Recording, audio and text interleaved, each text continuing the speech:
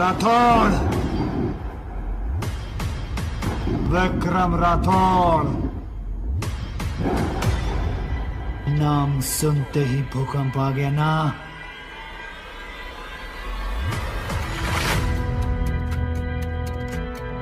मैं जानता हूं ये लोग तुम्हारे लिए कितना मायने रखते हैं, इसलिए पहला शिकार तुम ही चुनो।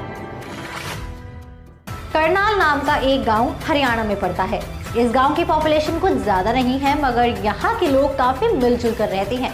इस गांव में कुछ पक्के घर हैं तो कुछ कच्चे घर भी हैं। और इसी गांव में अपने कॉलेज का एक प्रोजेक्ट कंप्लीट करने निहारिका आई थी।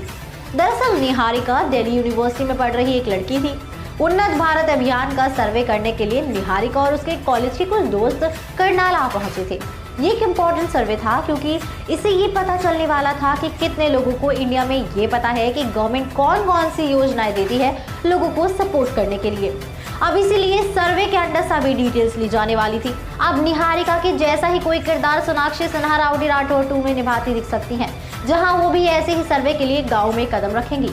अब दोस्तों वापस आते हैं कहानी पर। तो हुआ यूं कि 2-2 के ग्रुप में सभी स्टूडेंट्स को बांट दिया गया था और वो घर घर जाकर सवाल पूछ रहे थे। एग्रीकल्चर के लिए जो रिसोर्सेज गवर्नमेंट देती है वो ये लोग ले रहे हैं या नहीं, और ऐसे बहुत सारे क्वेश्चंस। अब जाहिर सी बात है कि घर का सबसे पढ़ा लिखा इंसान ही इसे आंसर कर पाता, मगर निहारिका ने इस घर में एक बात नोटिस की। इस एक घर में जब निहारिका घुसी तो उसने पूछा कि घर में कौन कितना पढ़ा लिखा है।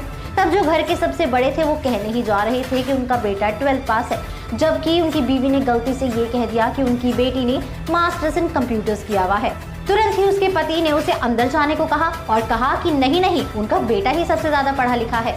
बस निहारिका को वहाँ गुस्सा आ गया और वो घर के अंदर घुसती ही चली गई। अब उनकी बेटी सच में कंप्यूटर पर कुछ कर रही थी, मगर उसे बाहर नहीं निकलने दिया जा रहा था। यहाँ के लोग बस लड़की की शादी कराना चाहते थे और इतनी पढ़ी लिखी लड़की को कोई एक्सेप्ट नहीं करता, इसलिए अब उसे 12th पास का सर्टिफिकेट भी नहीं दिखाने दिया जा रहा था।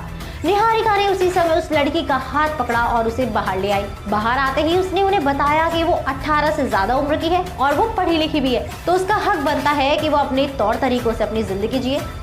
अब इतना ही नहीं, निहारिका के पिता हाई कोर्ट के जज हैं, तो उनका इन्फ्लुएंस कितना होगा ये भी निहारिका उन्हें समझा कर आ गई थी। दोस्तों ऐसी ही कुछ कहानी हमें राउडी राठौड़ 2 फिल्म में भी देखने को मिल सकती है। तो अब देखते हैं कि इस फिल्म के मेकर्स हमारे लिए क्या कुछ खास नया और अनोखा लेकर आते हैं।